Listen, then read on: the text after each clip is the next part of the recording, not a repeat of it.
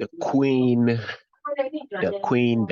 the queen has descended into the underworld, the other realm, whatever you want to call it, leaving a legacy of human rights violations. Legacy of human rights violations. People like the Queen don't transition because that would mean they would be accepted into the spiritual realm. Um, she's not getting accepted into the regular spiritual realm. We have to ask ourselves collectively, what has the Queen done for the nations it oppressed, and how society has progressed socially with the British monarch? Really ask yourself that question.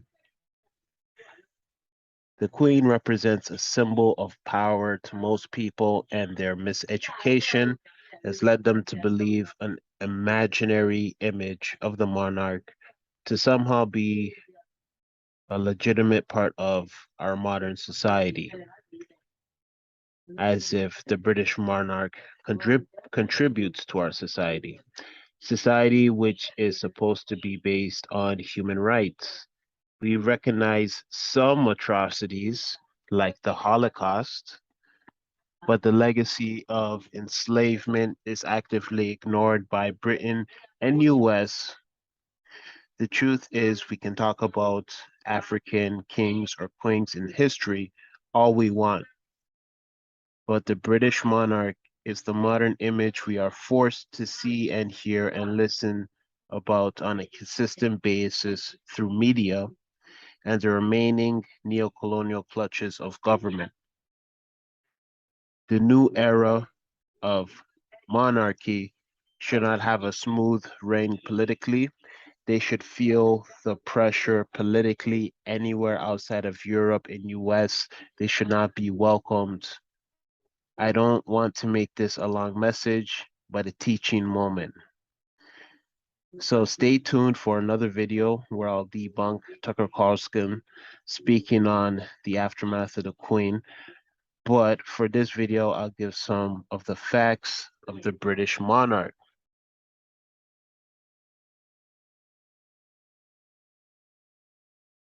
So first article, how Europeans took the world's largest diamond from Africa in 1906 and made it the British crown jewel.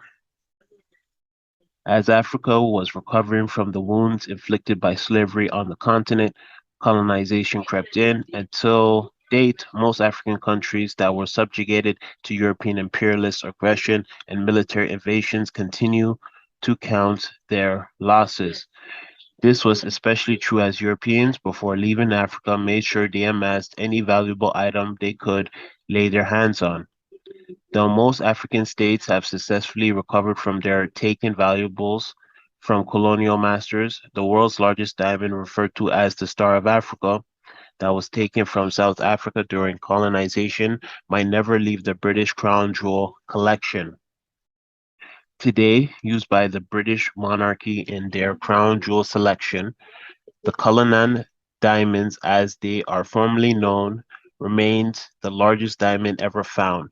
The stone was discovered near Pretoria in South Africa on the 26th of January 1905.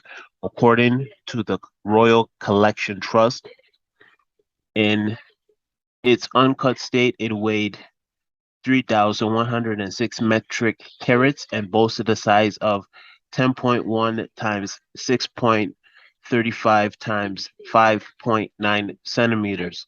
This scale, coupled with its extraordinary blue-white color and exceptional clarity, made it the most celebrated diamond in the world. Okay, so here it is. As history holds, after the Boer republics, Orange Free State and the South African Republic were defeated in battle by British, who went on to institute their leadership through modern-day South Africa. In 1907, the Cullinan was presented to King Edward VII by the government of the Transvaal a former province of South Africa bordering with Botswana and Zimbabwe to the north. Britain insists it was a symbolic gesture intended to heal the rift between Britain and South Africa following the Boer War. However, history recounts that the British re- were the ones paying repatriations. The stone was taken under heavy British police escort to Sandringham and formally presented on the King's 66th birthday. Due to the size and composition of the rare gem, it took the next 8 months, with three men working 14-hour days to cut and polish nine large stones from the original diamond. Each of these stones were given a number from 1 to 10, and today they are still referred to in this way. 97 small, brilliant, and some unpolished fragments were also created. Wow. Today, the South African diamonds plays a vital role in British monarchy as it lights up the imperial state crowns, which holds 317.4 carats Cullinan 2 on the front. Also, the sovereign's scepter that was originally made for the coronation of King Charles II in 1661 was redesigned in 1910 after the discovery of the Great Star of Africa. The Cullinan 1 diamond can be removed from the scepter and worn as a brooch. The remaining numbered diamonds were kept by Ashers, the diamond cutter, as payment for the work. Cullinan 6 and 8 were later brought privately by King Edward VII as a gift for Queen Alexandra, and the others were acquired by the South African government and again back to the British. According to the Royal Collection Trust, the remaining piece from the Star of Africa was given to Queen Mary in 1910 in memory of the inauguration of the Union. And that's it. They took one diamond and broke it down into several different diamonds and dozens of smaller pieces from one diamond. Next one. So, the cruel Britannia, the bloody truth about the British Empire. This is a longer piece, but I'm not going to go through it extensively. So, I'll go with the first headings. America and the Caribbean, how Britain profited from barbarism, the songs Land of Hope and Glory and the Rule Britannia will be played without lyrics at the BBC proms this year. This led Boris Johnson to call for an end to bout of self-recrimination and wetness about British history. What does that even mean? Bout of self-recrimination and wetness. The bloody legacy of the British Empire is not something to be proud of. Through vicious military conquest, it used enslavement, massacres, famines, and partitions to create profit. It was the largest empire ever known, covering a quarter of the world and colonizing hundreds of millions of people. The Union flag represents its barbarity. Its first colonies were established in Jamestown, North America in 1607. Upon arrival, the British convinced the chief of the local Powhatan tribe that his people should be put to work supplying the colonizers with food. The Potawans rose up in revenge, but were butchered. Their numbers fell from 8,000 to under 1 to 1,000. Sorry. I mean, it's like Tupac said, I'd rather die like a man than live like a coward. Britain was responsible for the transportation of 3.5 million African slaves to the Americas, a third of all those transported across the Atlantic. The most profitable West Indian colonies were part of the empire.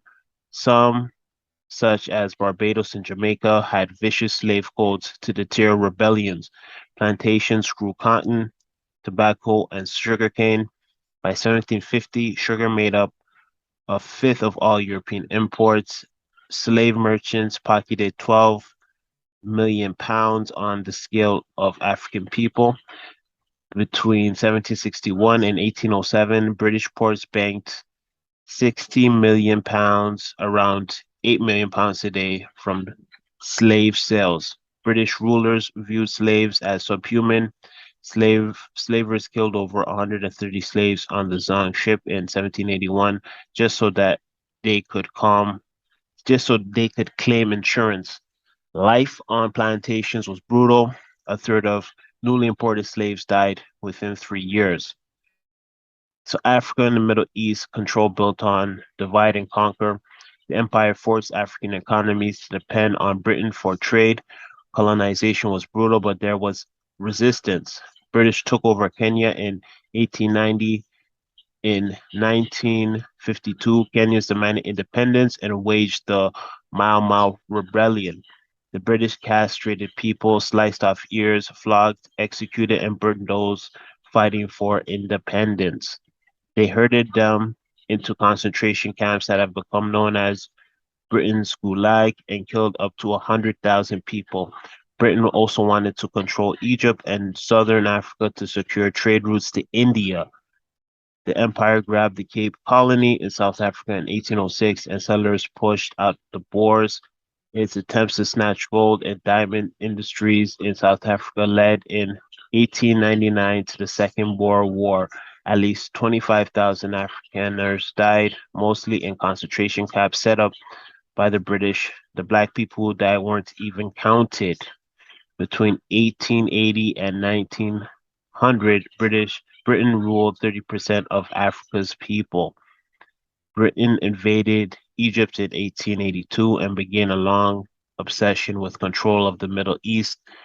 The Suez Canal opened not long after, and soon Britain owned 44% of it. The rush for oil grew after the First World War, when imperial powers vied for control of the oil-rich lands that Britain dominated. Divide and conquer became the empire's unofficial motto.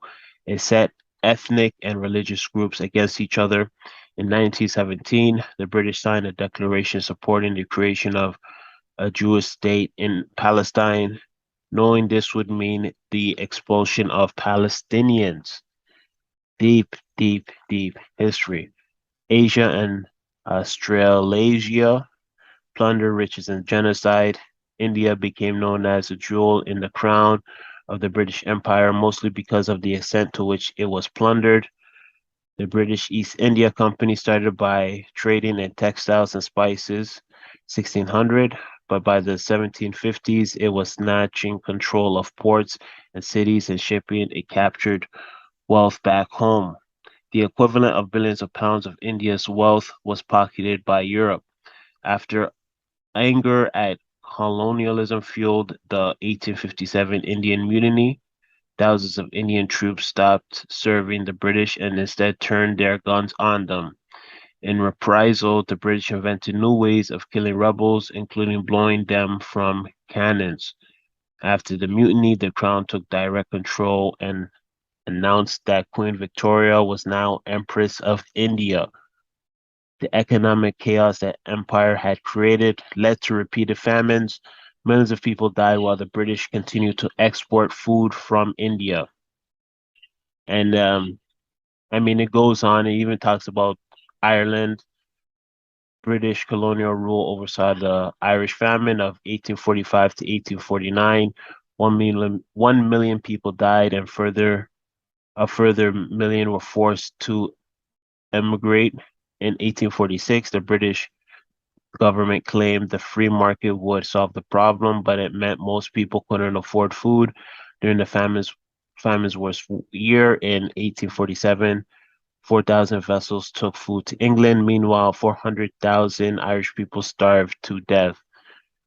Then we got China as well too. This is a very good article. I'm not gonna go through everything. So also another article I wanna point out. Britain robbed India of 45 trillion and thence 1.8 billion Indians died from deprivation. So this is a more in-depth one. This is way longer. I'm not going to go through the whole entire thing.